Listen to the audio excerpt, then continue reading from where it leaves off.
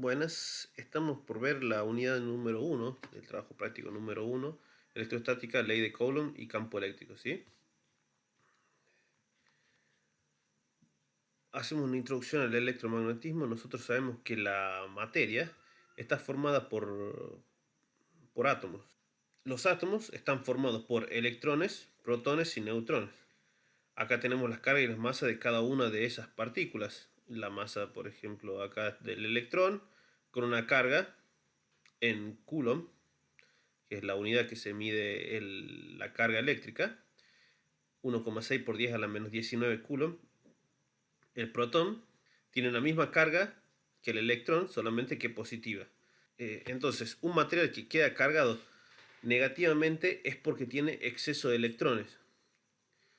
Un material que queda cargado negativamente es porque tiene falta de electrones. Dos cargas positivas se repelen entre sí, al igual que dos cargas negativas. Una carga positiva y una negativa se atraen. La suma algebraica de todas las cargas eléctricas en cualquier sistema cerrado es constante. La magnitud de la carga del electrón o del protón es la unidad de carga. O sea que nosotros la unidad de carga, la carga, está cuantizada por la carga que va a tener un material, va a ser igual a n, va a ser la cantidad de electrones.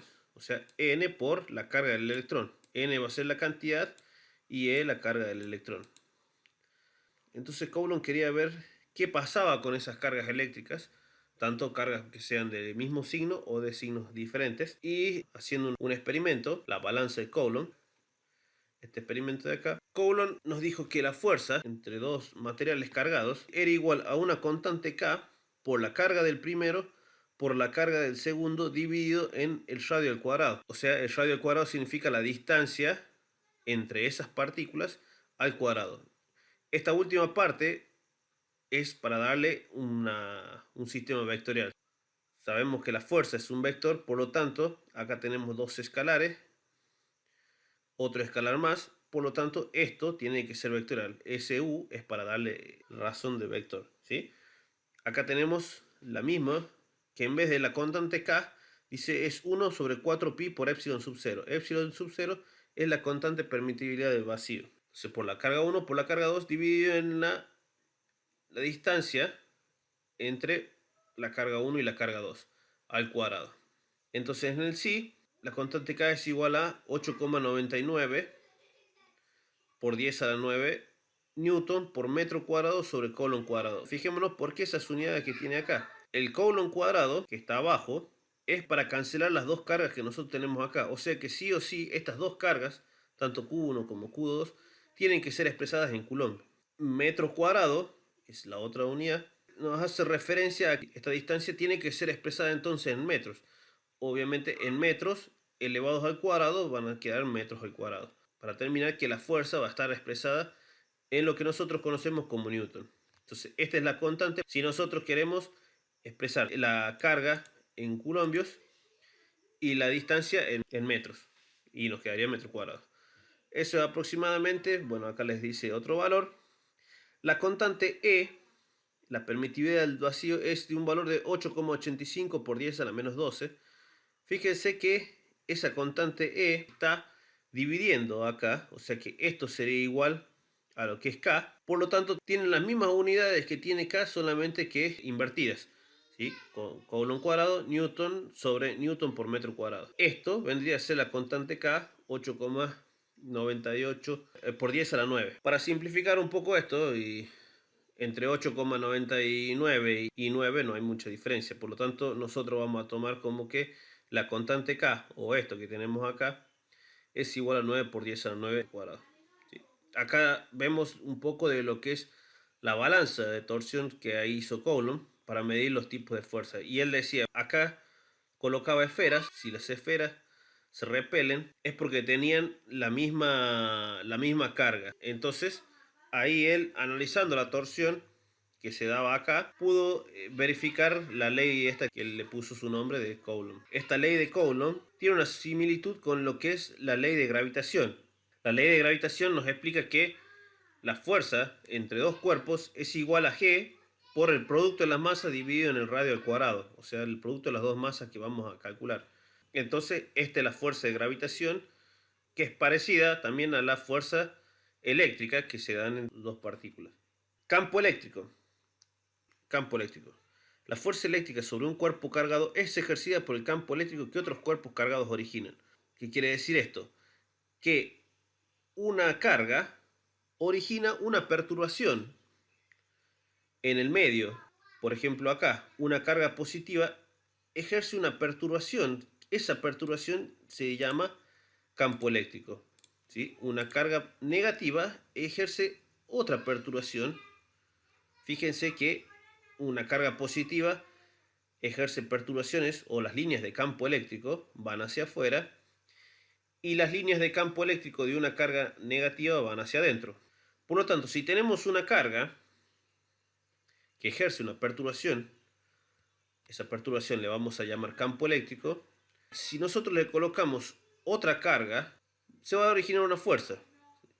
Como el campo eléctrico es saliente para cargas positivas y la carga que nosotros le estamos acercando es positiva también, esa fuerza va a ser de repulsión. Esta carga va a tratar de alejar otra carga positiva. En cambio, si tenemos una carga eléctrica positiva que está realizando el mismo campo eléctrico, siempre es hacia afuera, pero la otra carga que nosotros estamos colocando es una carga negativa, como se ve aquí, la fuerza va a ser de atracción.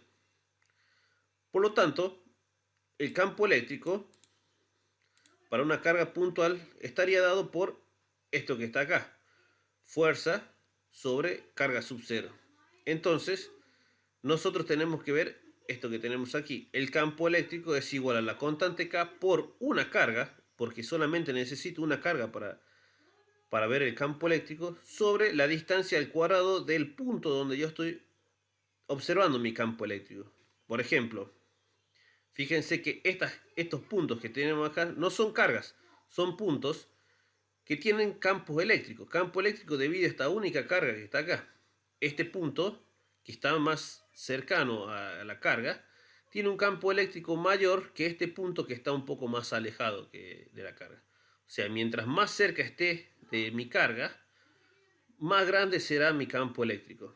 De la misma forma, si tengo una carga negativa, mientras más cerca esté de mi carga negativa, también va a ser mayor el campo eléctrico, solamente que va a estar dirigido hacia adentro. O sea, siempre se dirige hacia la carga. ¿Sí? Vemos que esta carga que está, este punto que está acá, está más cercano que este otro punto. Por eso este punto tiene un campo eléctrico mayor que este que está más lejano. ¿Sí? Y a medida que me alejo más, ese campo eléctrico se irá disminuyendo. Esto es para cargas puntuales. Si tenemos una sola carga positiva, nosotros podemos observar cómo tenemos la línea de campo eléctrico y cómo es el campo eléctrico en distintos puntos. Acá un punto muy cercano a la carga y acá un punto bastante más alejado de la carga. Por eso este campo eléctrico es menor que este campo eléctrico. En caso de que tuviéramos dos cargas iguales y opuestas, o sea, eso se llama un dipolo, pasa lo siguiente.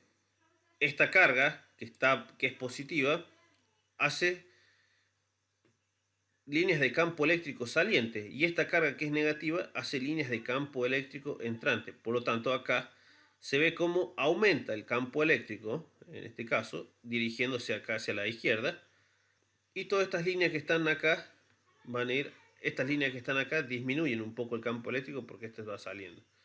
¿Sí? Pero acá se ve ese efecto que está haciendo. ¿Ves? Por ejemplo, acá tengo una línea que tengo que sumar los campos eléctricos que genera esta carga más el campo eléctrico que genera esta otra carga acá. Lo mismo pasa acá. Es el campo eléctrico que se origina de esta carga más el campo eléctrico que se origina de esta carga. ¿Sí? Obviamente, acá estos son sumas vectoriales, o sea que lo que nosotros tenemos que sumar son vectores. El campo eléctrico es un vector en sí.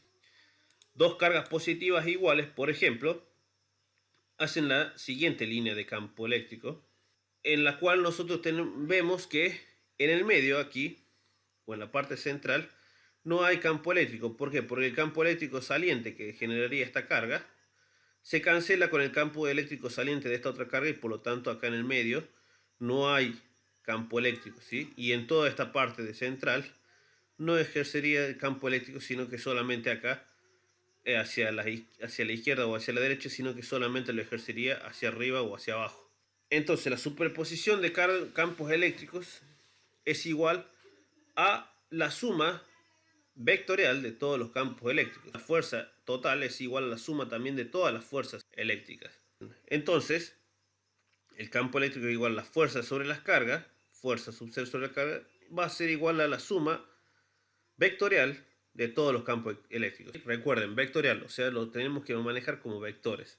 Bueno, en el caso de una fuerza de par torsión de un dipolo eléctrico son dos cargas iguales y de distinto signo que se sumergen dentro de un campo eléctrico. El campo eléctrico es una carga positiva, genera una fuerza que sería igual a la carga de este dipolo por el campo eléctrico E. Y la fuerza que se origina acá sería la carga por el campo eléctrico E en este sentido, hacia la izquierda. Nosotros tenemos una distancia que separa ambas cargas, entonces la distancia entre ambas cargas por la carga, que va a ser igual, nos da lo que es la magnitud del momento dipolar eléctrico. El momento dipolar eléctrico se simboliza con P y se dirige de la carga negativa a la carga positiva.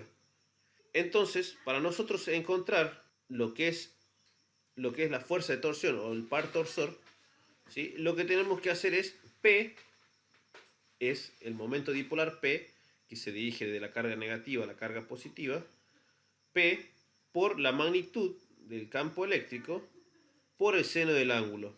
O sea que es una multiplicación vectorial. ¿Cuándo va a ser máximo el par torsor? Cuando yo tengo un ángulo de 90 grados, por esto. La energía que nosotros vemos aquí es igual a menos P por el campo eléctrico E. Fíjense que esto es multiplicación escalar, o sea que la energía potencial será máxima cuando ambas cargas estén paralelo al campo eléctrico. Va a ser negativa cuando estén la carga positiva para acá y la carga negativa para acá, y va a ser positiva cuando esté la carga positiva para acá y la carga negativa para acá. Y será cero cuando el par torsor sea máximo.